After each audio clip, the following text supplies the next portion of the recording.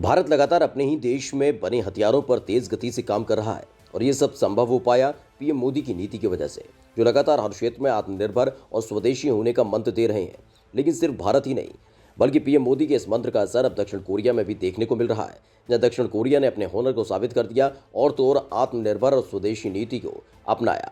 आज हम अपनी इस खास वीडियो में दक्षिण कोरिया के उसी कारनामे को दिखाने जा रहे हैं जिसकी हर तरफ तारीफ हो रही है। बस आप बने रहिए वीडियो के आखिर तक।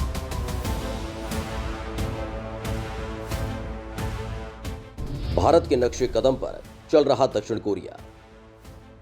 दुनिया में सबसे ज्यादा हथियारों को आयात करने का काम भारत करता है, लेकिन पिछले कुछ एक साल से इसमें बड़ा परिवर्तन देखने को मिला, जिसमें न सिर्फ हथियारों के आयात में कमी आई, बल्कि भारत अब सैन्य उपकरण निर्यात भी करने लगा है। दरअसल सत्ता में आने के बाद पीएम मोदी ने स्वदेशी और आत्मनिर्भर भारत का मंत्र दिया था, जिसका असर रक्षा क्षेत्र में भी देखने को मिला।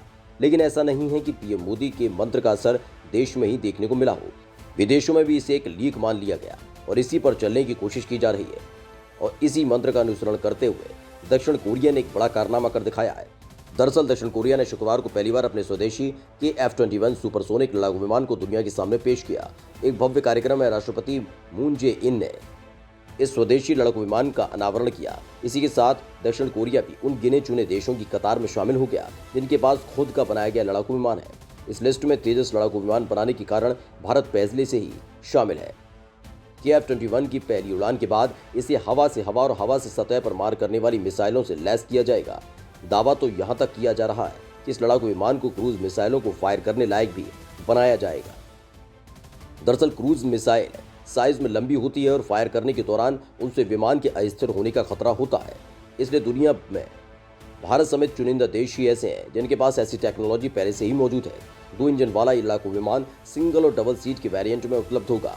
इसमें डबल सीट वाले विमान ट्रेनिंग के लिए भी काम आएंगे।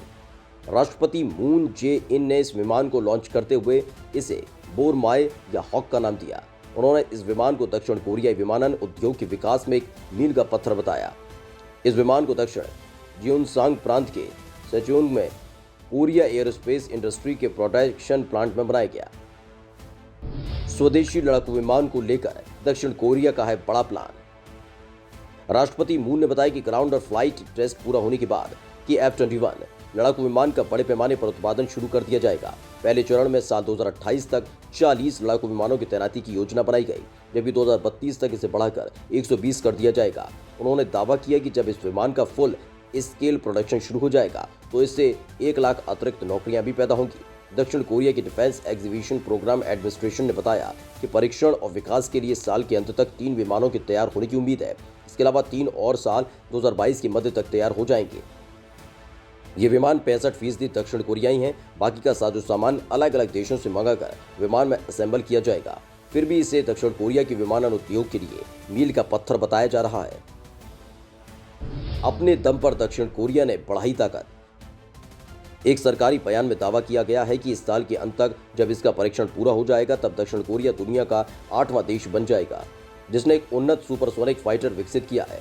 इससे पहले अमेरिका, रूस, चीन, जापान, फ्रांस, स्वीडन और यूरोपीय देश यूनाइटेड किंगडम, जर्मनी, इटली और स्पेन ने मिलकर पहले से ही सुपरसोनिक लड़ाकू विमान बनाया हुआ है।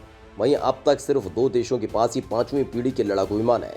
नाटो के एयर पावर कॉम्पिटेंस सेंटर के अनुसार इनमें से केवल अमेरिका और चीन ने ही 5वीं पीढ़ी के लड़ाकू विमान को सर्विस में तैनात किया है। ये विमान स्टील्थ फीचर, रडार जैमिंग तकनीक और उन्नत एवियोनिक्स से लैस है।